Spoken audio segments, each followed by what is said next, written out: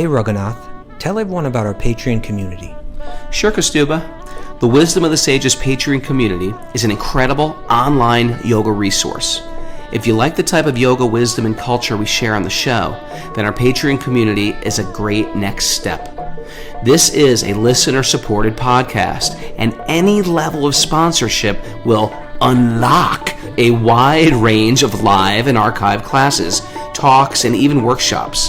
Raghunath teaches, I teach, and we have a host of other excellent teachers on topics ranging from yoga philosophy, asana classes, storytelling, Ayurveda, kirtan, cooking, meditation, and a lot more.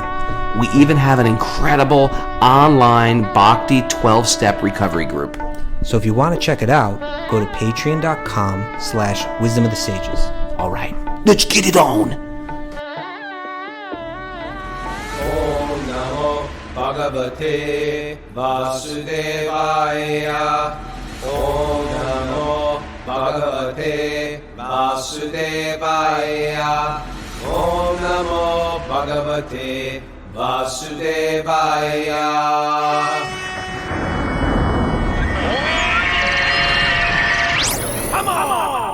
Live from Chatham, New York, this is Wisdom of the Sages, a daily yoga podcast with your host, Raghunath, and co-host and senior educator at the Bhakti Center in New York City, Kastuba Das. Welcome to the show, and welcome to Sleep In Sunday, where we get to sleep until 8 o'clock. And it's our special guest day, Q&A day, we call it. No, that's yesterday. It's special guest day today. And today we have a very, very special guest. He, Brahmatirtha Prabhu. And Brahmatirtha, I've always wanted to meet, never met him, but just met him this morning. But we have so many mutual friends, but I've always looked up to him. You know, he was always highly spoken about by people I really respect. So I always wanted to meet him.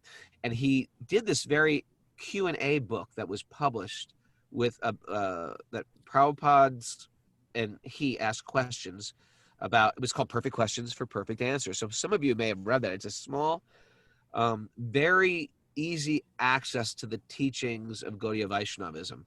And that I fell in love with this book, and I always wanted to meet him ever since then. Kastuba, you want to give more of an introduction? Sure. Bob Cohen, or Brahmatirtha Das, was born in Newark, New Jersey in 1949. I think it was a nicer town back then. Is that right? Oh, yes. Yeah. Yeah. I did time in Newark. It's making some comeback now. That's what I hear. And that was in 1949. You completed your BS. You stopped BSing? Never stop BSing. Okay. You completed your BS in chemistry at Rensselaer Polytechnic Institute in 1971 and received your MS in geology from Rutgers in 1975. After a 20-year career serving as a geologist and vice president of a large regional environmental company, he currently works as an environmental consultant to state governments. He has been a member of the Bhaktivedanta Institute, the science wing of the International Society for Krishna Consciousness, since the inception in 1976, giving a presentation at their first international conference on life comes from life in 1977, and now serves as the director of the Bhaktivedanta Institute for Higher Studies.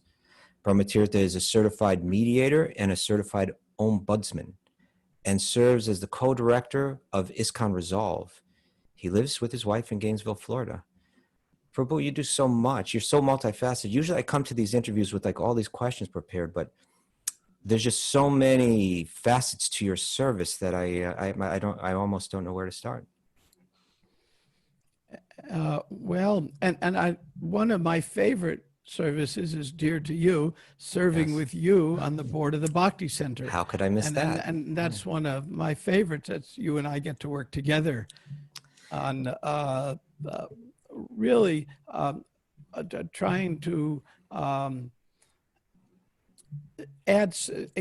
give a sense of service to the people of New York, help everyone elevate their consciousness through the ancient techniques presented in a modern way. And, you know, we're all so grateful for the service that you do. You always joke like you don't do anything, but really like, you know, one of the reasons we want to have you here is because you kind of like, I see you as serving this role, kind of like as maybe even nowadays people don't even want to be like categorized, but like as an elder, you know, like a person, like a wise person that is experienced and knowledgeable and level-headed and kind-hearted, and you just help everyone. And so I just, this gives me a chance to you know, publicly thank you for that service. Thank you very much. I appreciate when your master and my dear mentor, Tamal Krishna Maharaj, passed on almost 20 years ago. Yeah. The shock was that the Krishna Society had finally had elders, because when I joined, everyone was under 30. Finally had elders, and then we lost our elder. Yeah. There's a local, there was a very famous Reconstructionist rabbi who's passed on, but he started teaching a course, and I thought it was quite brilliant. It was about aging, and he called it saging. Ah. And he was a founder of the Reconstructionist movement. It's a kind of a vegetarian version of Judaism with other aspects, and kind of a combination of orthodoxy and modernity.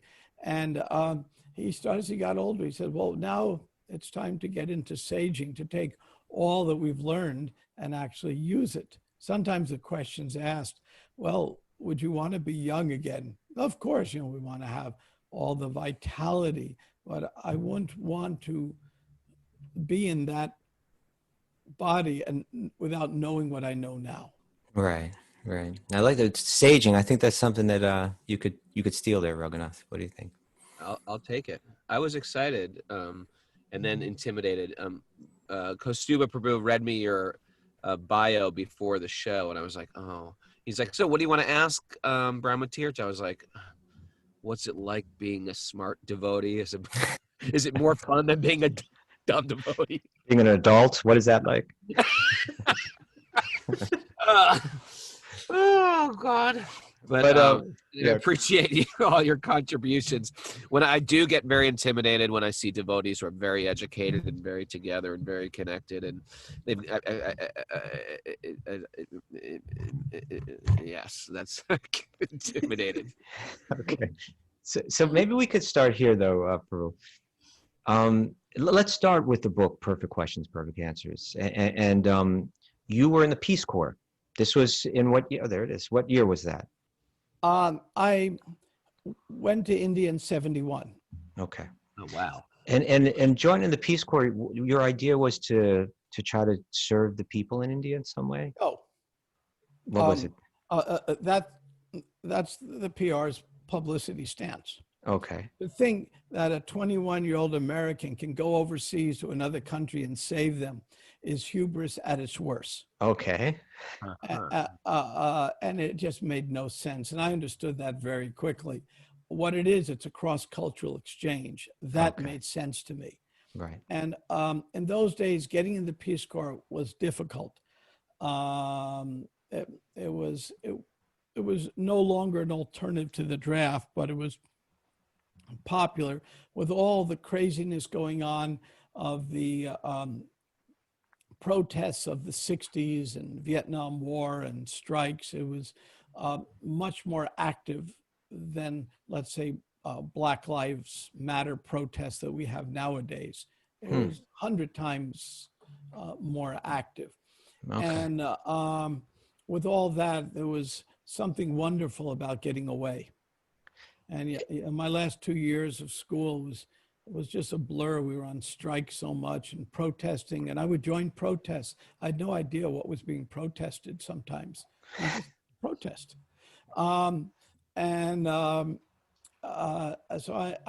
I want to go to India since I was a little boy. I mean, I just had this deep desire to go to India. I don't know where it came from, other than I must have been there before in another life. And so when I applied to the Peace Corps, getting in was difficult. Getting assigned to India was easy. And I requested India, and they gave it to me. Okay. India was considered at that time the worst assignment in Peace Corps. Really? And, it was more austere than even other third world assignments. And Peace Corps, they had countries like Fiji and Jamaica. I mean, they had some, places that are nice places to go. go to, as far as like material comforts, they were there. But, you go to India, the rumor is when you get there, you get Delhi belly your first day, which I confess happened. Okay. And so how did you find, so at that time in 1970, was it 71 that you found Prabhupada in 71, Mayapur? yeah, I went to Mayapur in February of 72. Okay. Well, what's the mission for a Peace Corps? Like, what did you have to do there? Did he want you to farm or build houses or sanitation? There's all these assignments. I was a high school science teacher. And of all the states in India, I was assigned the most backward state.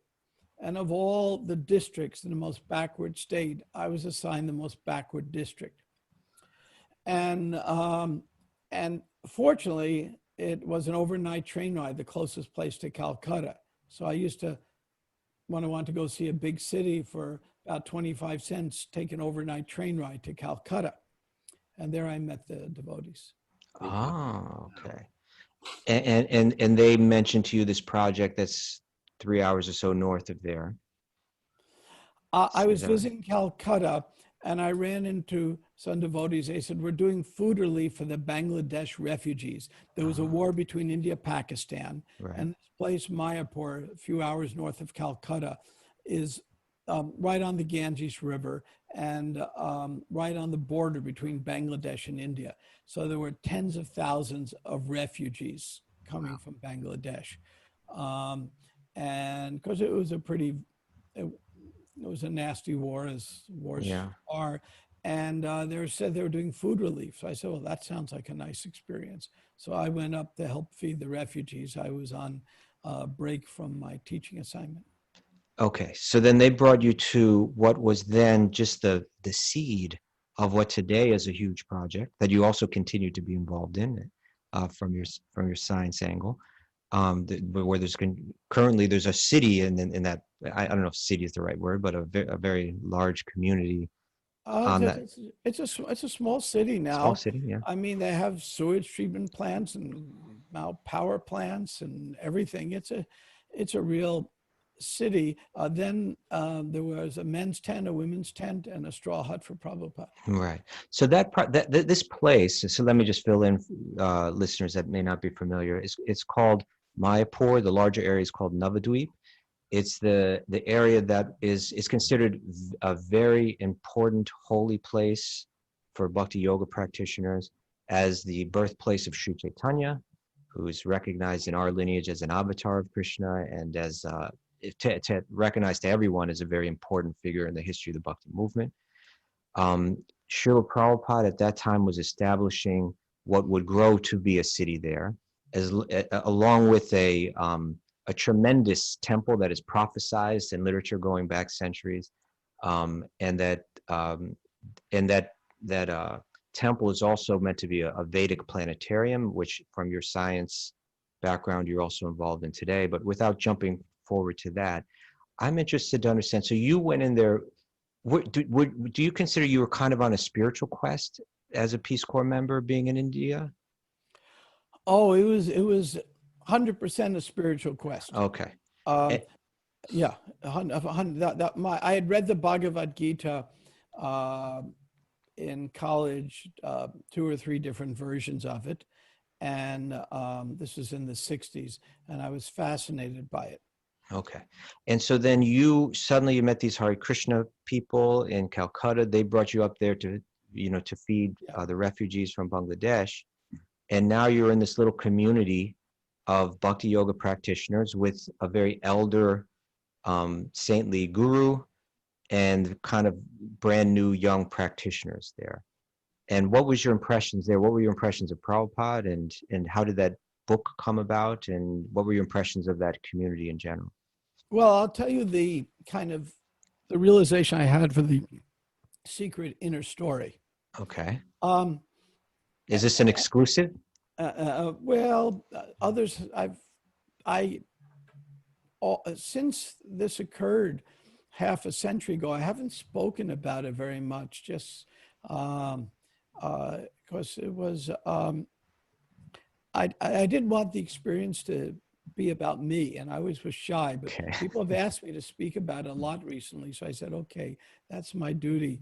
I didn't consider myself at all very special, but a few things occurred that were very fortunate for me. One, I was young, I mean, 22, I think, when I met Prabhupada. Yeah, and I was educated. And in India then, you had Americans my age were the only, other than one person I met the whole time I was in India, people my age, everyone was kind of in the hippie mood. Right. But the Peace Corps made me cut off my hair before I went. That was a requirement. And yeah, I was there as a professional. So though I might have had hippie aspirations, there wasn't much opportunity to practice. So, so I was educated. I was a non-hippie. I was sober, and that was rare. Right. Very rare indeed. So when I went there, they had just bought this land. It was a sacred place that had been rediscovered. It's kind of like, rediscovering Jerusalem or something. Right. After 500 years, they rediscovered the sacred place, and Prabhupada's some of his men had did a miracle and purchased it. It was very hard to do in India. And so Prabhupada announced, we're going to do a festival. And there was nothing there.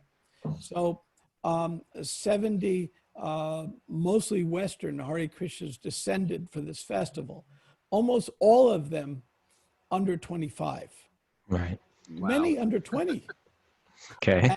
And when people are new to anything, be it a sports team or a religious movement, all of us tend to get very enthusiastic with something new. Like now Apple came out with a new watch. So everyone who gets it is going to be very enthusiastic for that new watch for a couple of days. So similarly, everyone there was very enthusiastic, and there was only one guest at the whole festival, me. Okay. That's an interesting festival. One. Now, some villagers came. There were mostly Muslim villagers in the area. Very nice people. They didn't speak English, and they just came to see these curious white people from America dancing around and all. They were curious, and that was it. And so when I got off the boat, I took a train, then you take a boat across the river to get there. This wonderful devotee, Tejas, met me. Mm-hmm. And he had also been in the Peace Corps before he became a devotee. So immediately we hit it off, and he said, would you like to meet Prabhupada? And of course, I'd known about the devotees and seen the devotees chanting in New York, and was fascinated by the mantra. This was in the 60s. So this whole picture fit together, and said, wow, that'd be an opportunity. Now, in the Gita, there's an interesting verse, and it says, it's an instruction that the Gita is a conversation between Krishna and Arjuna. It's an existential crisis conversation. Mm-hmm. So it's very succinct. They have very short time to get to the essence. And one of the early instructions Krishna gives to Arjuna, he says, look, approach a spiritual master. Inquire submissively. Don't challenge. Render some service. And the spiritual preceptor can actually give you knowledge. So I didn't particularly know that verse of the Gita, but I accidentally hit the formula. Okay. I didn't even, I mean, I'd read the Gita, but I didn't know that verse or anything. But Right. I was rendering service because I was doing food relief for the refugees. I said, I don't know. Cultured and polite. So Excuse me? you're cultured and polite, and therefore you asked submissively. You weren't, you came there with, here's an elderly sadhu. I can see how that formula came together perfectly.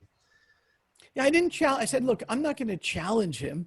I mean, he might really know something. And I had met some really weird gurus in my sojourn in India. I'm glad to talk. I won't mention names, but I can certainly say how weird they were. And as soon as I saw Prabhupada and his followers, I knew he wasn't some weird person. Now, I couldn't say, was he really the bona fide teacher of the tradition? But I said I wasn't going to challenge him. I'll process that later. But I have a chance to ask someone who could be very realized questions. So I approached submissively. I rendered service. I accidentally hit the formula. I mean, what can you do? It's sort of like, everyone who wins a lottery thinks they actually have some brilliance in getting the number. But I mean, it was like I hit the formula. What can I say? And those inquiries, did you, that became the book, Perfect Questions, Perfect Answers, were you recording it? Was someone else recording it? Had you intended to publish it in any way? No, not at all. Shama Sundar was Prabhupada's secretary. Unfortunately, the first conversation I had with Prabhupada was not recorded because Shama Sundar had very limited cassette tapes with him. Right. And it wasn't that you could go down to the local market and buy it. There were no local markets. Sure. And so the book begins not at the beginning, and it begins, and it's a little odd beginning because when I first met Prabhupada, it was a more normal greeting. Well, who are you? What do you do? How are you? So that kind of important getting to know me was left out of the book. Right. Then after the first conversation, Shama Sundar said, "This is interesting." And then he hit the record button. I had no idea it was being recorded. I had no idea. So he just kind of caught on, hey, this is something that could, that people might want to hear. And afterwards, Shama Sundar said to Prabhupada, "Boy, those are perfect questions." And Prabhupada said, "Yes, make this a book, Perfect Questions, Perfect Answers." And that's how it happened. We had Shama Sundar on the show a few weeks ago.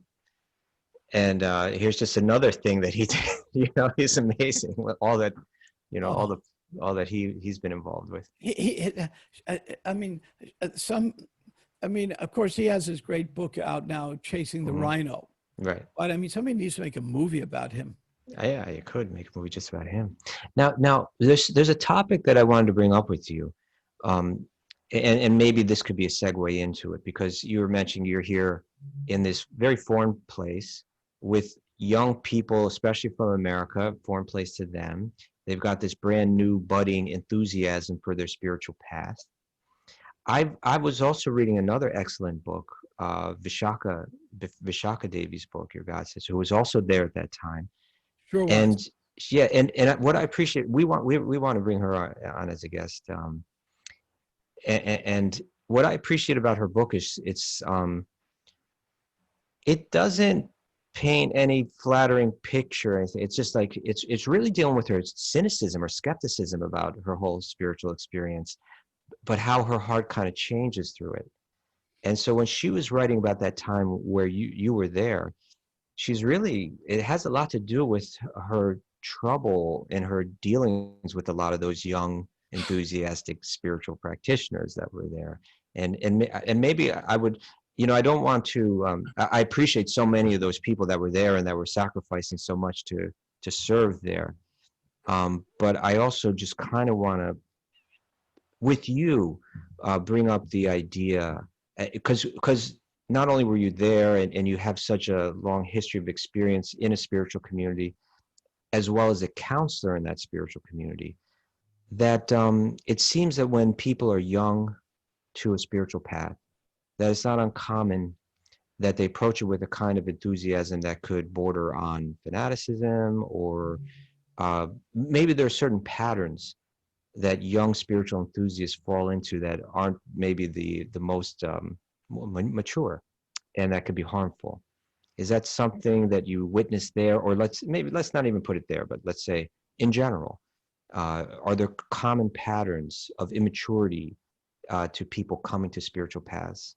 And can I also maybe preempt that with, what did you think? I mean, were you all excited or into hype? Were you cynical? Were you hesitant?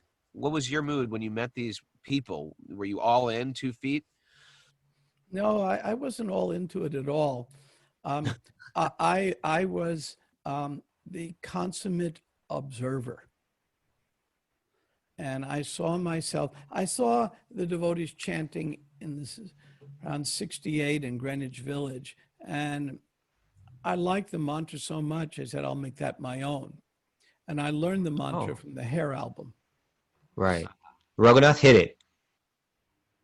Hold all the bees. I thank for the trees. I can't remember exactly. He loves the musicals. You know, he loves the musicals. Yeah. Especially 60s musicals. Yeah. And so I was the consummate observer, and I was trying to just step out of myself. And then a magical moment happened to me, and I could no longer be the observer. Sounds like a Krishna miracle coming. We're calling them Krishna miracles, Prabhu. Actually, in this case, I'm going to call it Krishna magic. Okay. Because the person who coined that phrase was the miracle worker. Shamsundar? Yamuna. Oh, okay, Yamuna. And I was talking with Prabhupada, and then Prabhupada kept calling me into him. I would be serving and somebody would come, Prabhupada wants to see you again 3-4 times a day. This went on for several days. So I would, go to see Prabhupada in his thatched hut, and it was a small hut. And I would sit with him. And I realized years later why Prabhupada was calling me in. There was 70 zealots. He was protecting me. I got that one. And then it was full moon night. It was called the sacred holiday was called the Gaur Purnima. I mean, it was a full moon night.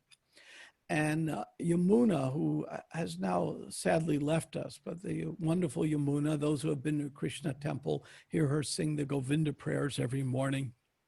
She's the famous author of cookbooks. She was one giant heart, as well as being brilliant.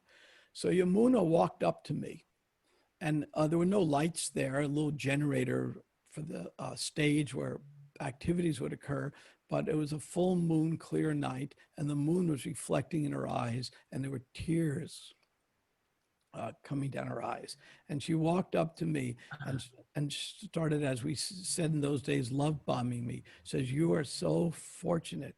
You are so fortunate. Prabhupada is giving you all of his time all day. Nobody gets that. You're so fortunate." And it sort of struck my heart. Wow. And then I got very scared, and I went down. I did something uncharacteristic of me. I went behind into the rice paddies that were drying at this time of year, behind the festival tents, and just collapsed and started crying. And because I was scared, I didn't want to join or anything. I just wanted to learn. And so the next morning, Prabhupada calls me in, and I say to Prabhupada, "Thank you very much. I really appreciate all the attention you're giving me. By the way, I have to leave now. I have to go back to my teaching." And Prabhupada turns to me and goes, "Don't talk L-E-A-V-E, talk L-I-V-E. And so don't talk leave, talk live." And I said, "You want me to stay?" He said, "Yes, you should stay here longer." And I said, "Okay." And he goes, "Good boy." The same kind of good boy you would say to your dog when your dog sat and you told your dog to sit. Did he pat you on the head when he said it? Almost like that. Yeah. Prabhupada did later on actually pet me on the head, which I understood was just a follow-up. But and then everything changed, because I understood the conversation was no longer theoretical about, well, what about yoga and science and philosophy and epistemology? The conversation then shifted in a subtle but dramatic way to what do I need to do to raise my consciousness. So you it shifted went from observer to practitioner. Yes, it did. It did. And it was a Prabhupada, when I look back at the conversation or listen to the recordings of it, his brilliance and how he made me feel so comfortable, never made me feel out of place. And I said very embarrassing things in the book. And he never made me feel embarrassed. He just, it's the human experience. We all go through the human experience. And Prabhupada kept coming back to the point, how are you going to raise your consciousness? What do you do? And he ultimately gave me the secret for raising one's consciousness, the ultimate secret.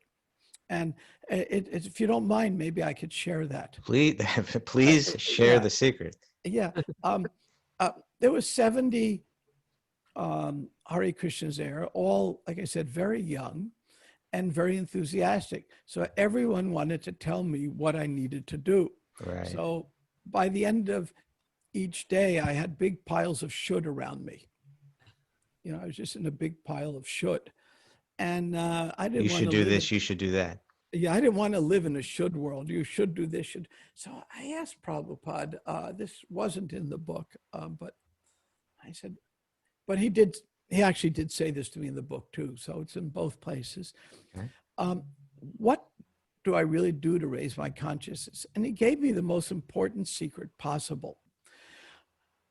And that was the one choice that I can make. And the example is like when I get on an airplane, I have very little choices. I can go to Kennedy Airport and I can fly, COVID aside, almost any place I want. But once I get on that plane, my choices are extremely limited. I can lean my seat or I can get a 7-Up or water. But other than that, I have very few choices.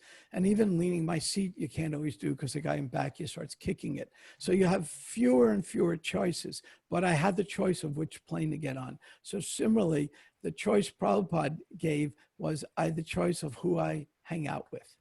And he said, that's going to affect my consciousness more than anything else.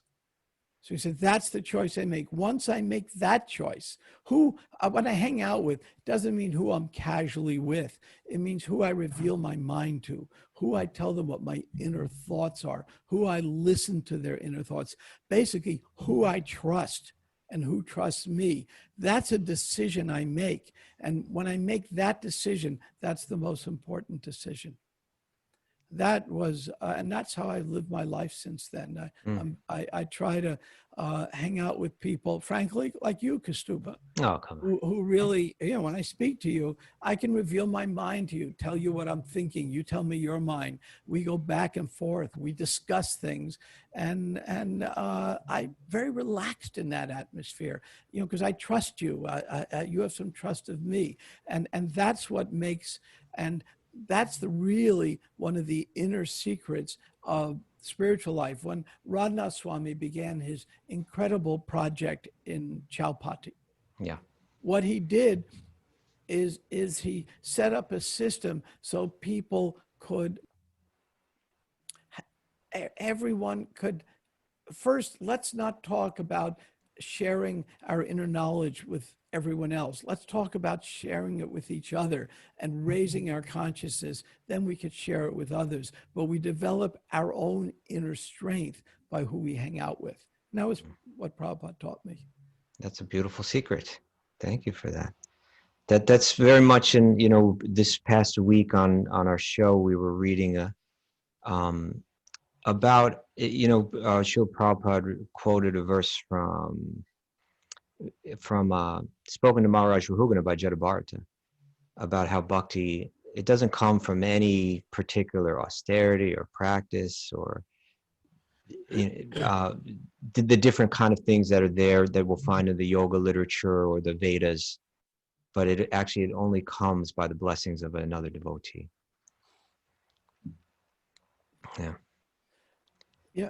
Yeah, that's so. So then in one sense that, again, I'm going to try to segue into this topic because I feel that you have such realization on this. So that idea that we come to a spiritual path full of enthusiasm, but maybe not with full of experience or wisdom or maturity. Do you see that manifest in certain patterns that maybe we should note and be aware of and think about? There's wherever we go, there's a certain fanaticism. For example, America is extremely polarized now. Yeah. To get nominated, let's say, to be a Democratic senator, you have to really shift to the far left. And to get nominated to be a Republican senator, you have to shift to the far right. And then to get elected, you sort of have to shift a little to the center. Mm-hmm. And you end up with nobody quite knowing where they stand, and sincerity gets lost. So we end up with a lot of fanaticism. So I'm using the example of the current American extreme polarity. Okay. And in religious society, it's very easy to become self-righteous and lose our humility. And when we lose our humility, then what happens is we think we know better than everyone. And when that happens, we do, and this is, it could be in the Krishna movement, it could be among Jews or Christians or Muslims. It doesn't really make a difference. It's a universal pattern. And the pattern is this: we mix up the details and principles of the service. For example, take the Christian tradition and the Jewish tradition, the Judeo-Christian tradition. Love thy Lord with all thy heart, with all thy might. Now, that is Bhakti Yoga, presented in the Judeo-Christian tradition. And that's the principle. Now, the details might be what we think in the Christian tradition of the trilogy and the Jewish tradition, let's say, of the details we have to follow. When the details become more important than the principles, then we become fanatics. That is a very nice summary there. They're very helpful. Can you, well, having said that, could you share me, that's one example. Could you give me an idea of the kind of principles that we might cling to as spiritual practitioners, and as well as the kind of details that often we might get lost in? Yeah. I'll give examples from, let's say, the Krishna tradition. The principle, the principle is to elevate the consciousness by taking instructions from spiritual mentors. It's the primary principle given by Rupa Goswami, one of our major preceptors. The detail would be what clothes I'm wearing while I'm doing it, or what rituals that may be practiced to help us with that.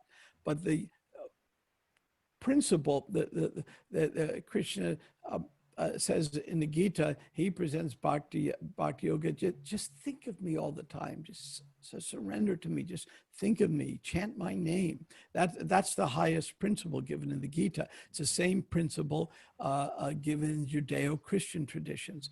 And then the details. For example, there was one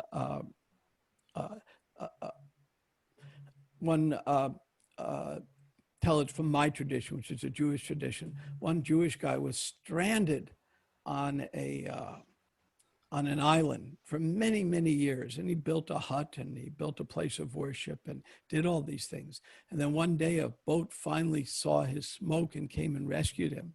And he said to the captain, before I leave this, I want to show you, this is the hut I built where I lived.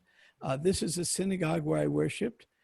And the captain goes, well, what's that other building? Oh, that's the other synagogue. I would never go there anymore.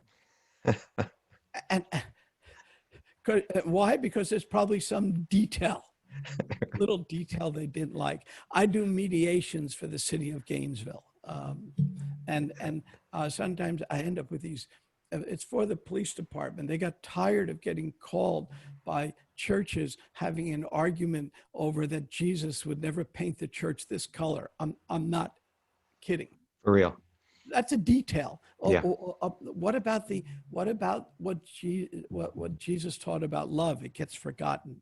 So it's very easy when we become a little self-righteous. I've been self-righteous. I know what that's like. When we become self-righteous, to mix up details and principles. Now, did you have something you want to bring up, Prabhu? I see a hand. Brahmatirtha Prabhu is part of this very, very interesting thing that I was always curious about, the Bhaktivedanta Institute, which was a group of devotee scientists. And can you just share, like, why was that formed? And I've heard you were one of the original members. You know, what did you all do with this? What were you supposed to do? Did Prabhupada give you a mission as a scientist? Here, give me screen sharing permission, if I could. Okay, but please Mara, could you do that, please? Our executive producer, but please keep in mind that most of our listeners won't be able to see the screen. Oh, okay. I won't bother. It's a picture from 1977, and it shows that our bodies do really change. Oh, is that the picture where there's 5 of you standing there instead of Putsa Prabhu? You got your bead bags out? Yeah, I won't bother with it. Prabhupada's first book he wrote was an interesting book. It was in praise of science, and it was called Easy Journey to Other Planets, and he wrote it in the late 50s.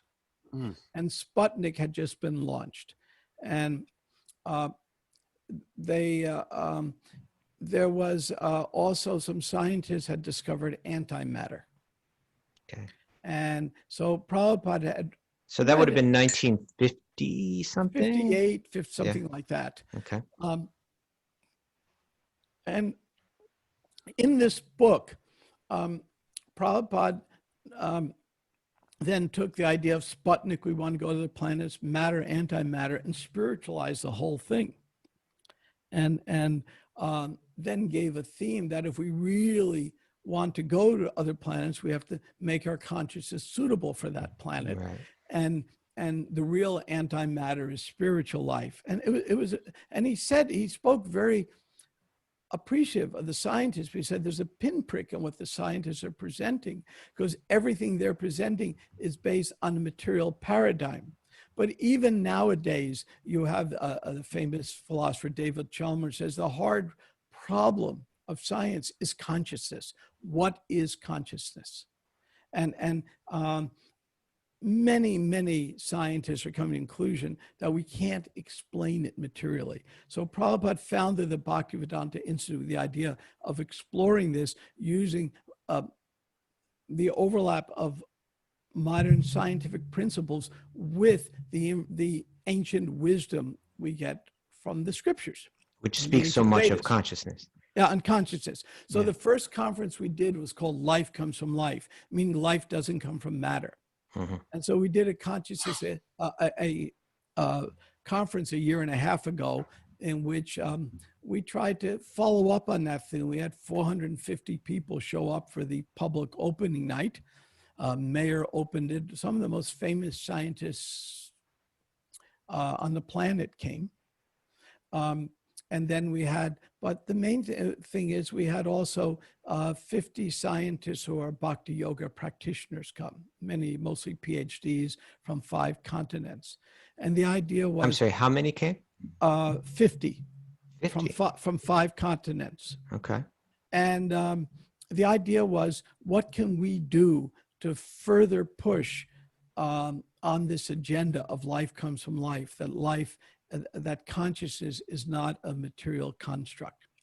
And so I'm the director of the Institute now, somehow, and we are putting out a series of books. Our first one is called Krishna and Quark, is just in the final stages of pre-press, and a series of books will be coming out. We've been working on it for about 5 years now, and this is our publishing year.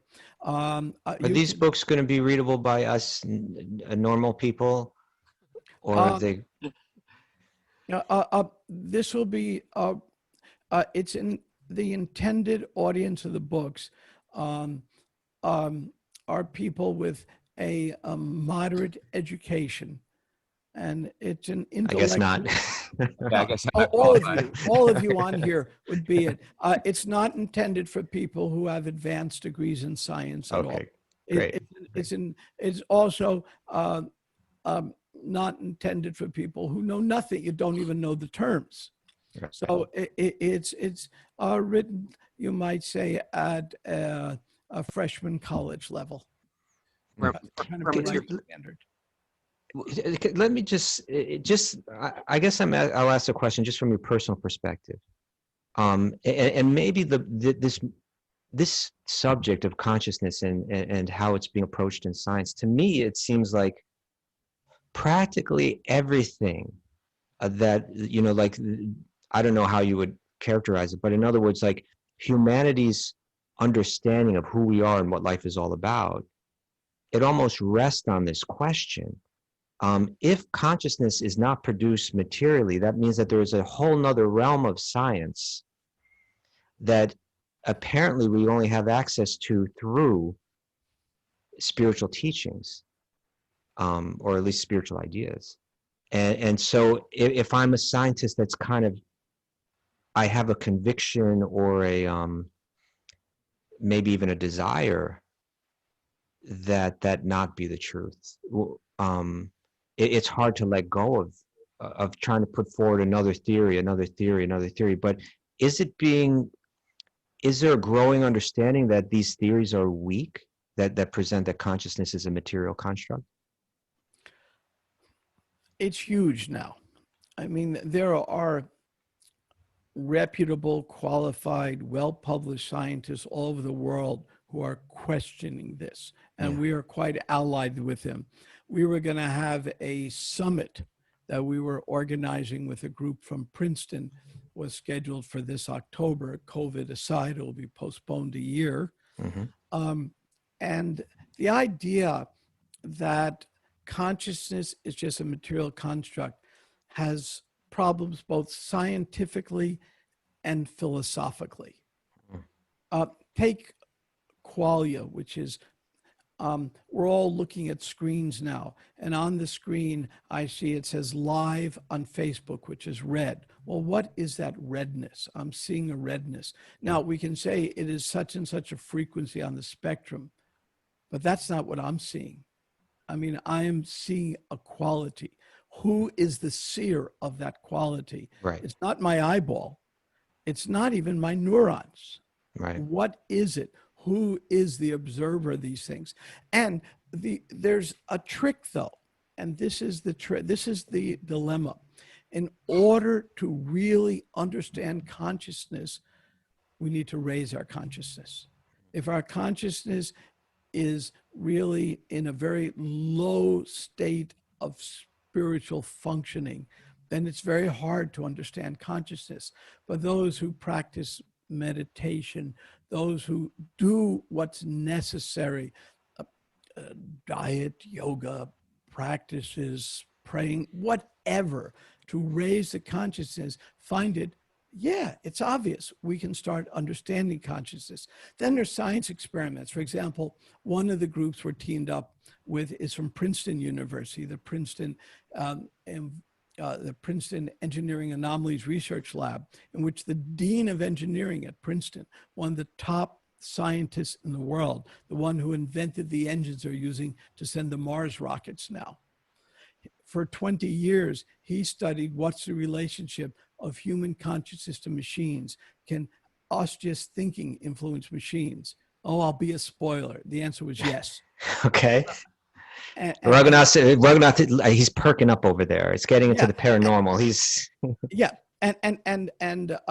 he's passed on 2 years ago, but his right hand, Brenda Dunn, was one of our keynote speakers, and we worked very closely with her.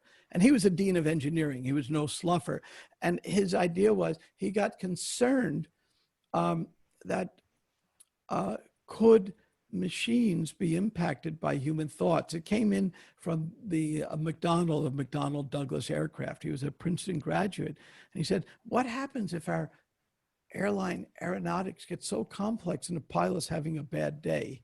He got concerned about that. Could it impact it? So he gave millions to Princeton to study it.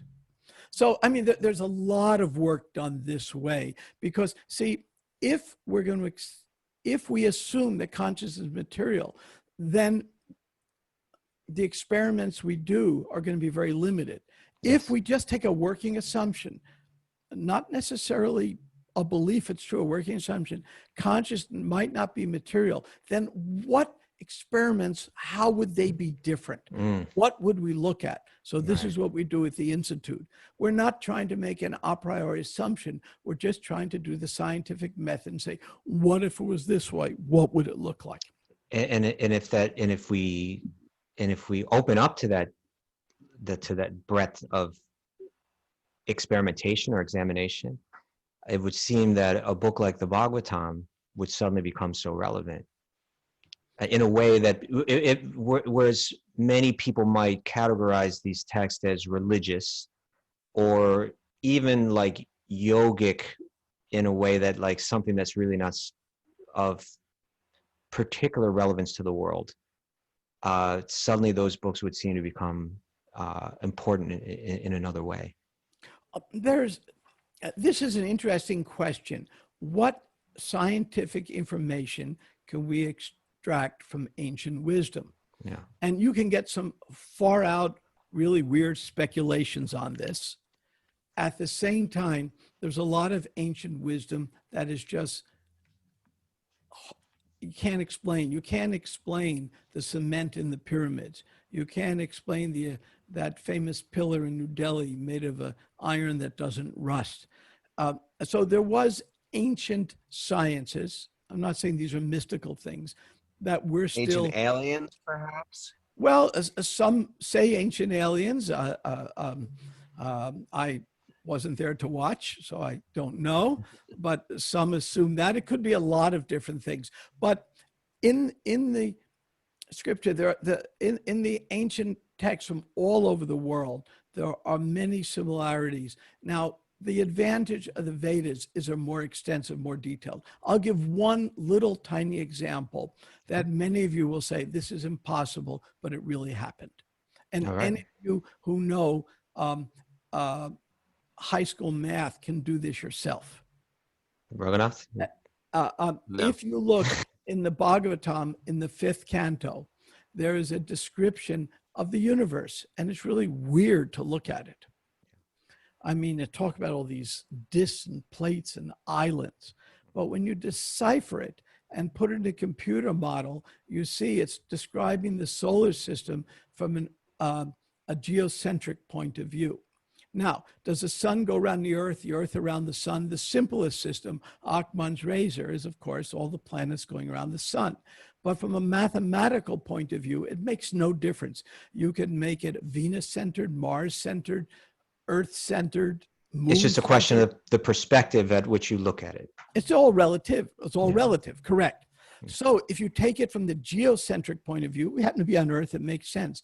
And you project out the planets, and the planets are all in a flat plane, you find the dimensions of the orbits of the planets within 2% are the same as these islands described in the Bhagavatam.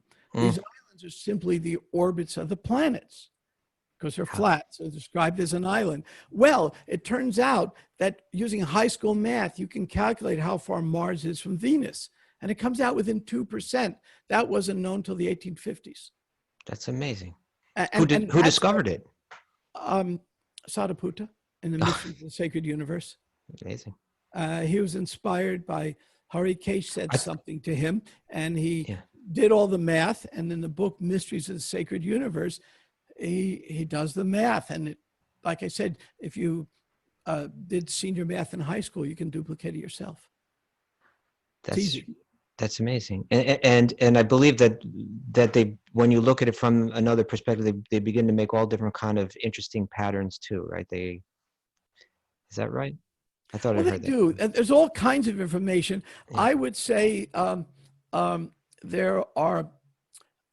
there's 10,000 years worth of study to be done. He wrote a whole book based on just 10 lines in the Bhagavatam. There were 10 or 12 lines. And from these 12 lines, he was able to do the math and show how far Mars is from Venus. And it worked.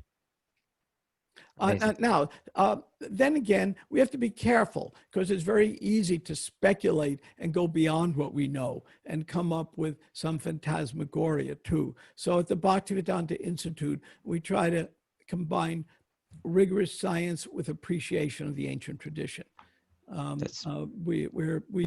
It's very easy for any and all of us to become fanatics ourselves. And the way we avoid becoming fanatics is we hang out with each other. And we hang out with people who are not us, but other scientists or philosophers. We did it yesterday. We had our socially distanced meeting of 20 of us sitting around, having a socially distanced pizza, discussing things. Because as I said at the very beginning, the most important work of anybody is who we hang out with. For example, why do scientists and doctors and optometrists all have their conventions? For the same reason, who they hang out with. So those of us who are interested in raising our consciousness, we hang out with people who want to raise their consciousness. Those who are interested in comparing science and consciousness, we hang out with those people. And those who are interested in hanging out with those people can hang out with those of us at the Bhaktivedanta Institute. Well, thank you for hanging out with us today. We're running out of time, but I feel like you're just cracking things open. I think we have to bring you back at some point. Would you allow us that honor?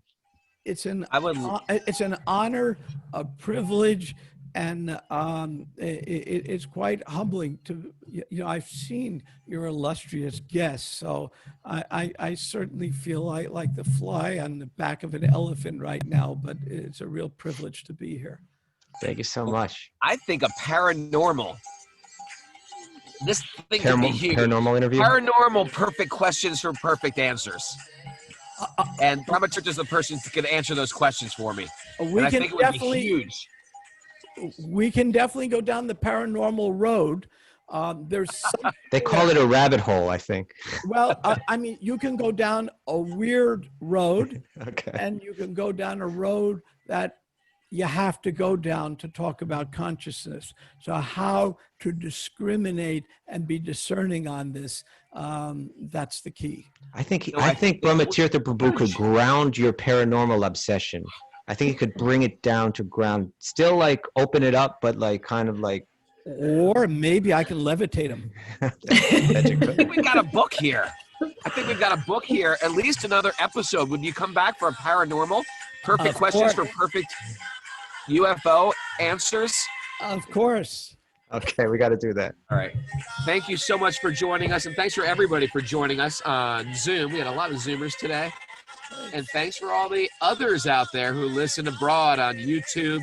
Hey, if you're listening on YouTube, you gotta write little messages on the YouTube thing. It helps for us to get to the top of the filters there. All right. Also, if you are an other out there and we want to hear about your spiritual story, right on Apple Podcasts, give us a review and tell us how you got here. Thanks for everybody. This is the funnest part of the show where we strangely are in public places like me right now in my truck. Isn't usual, but sometimes I'm in my truck and we dance in our truck in front of a TV screen. Some of us are at work, some of us are at home, and we're just dancing and singing in front of the TV.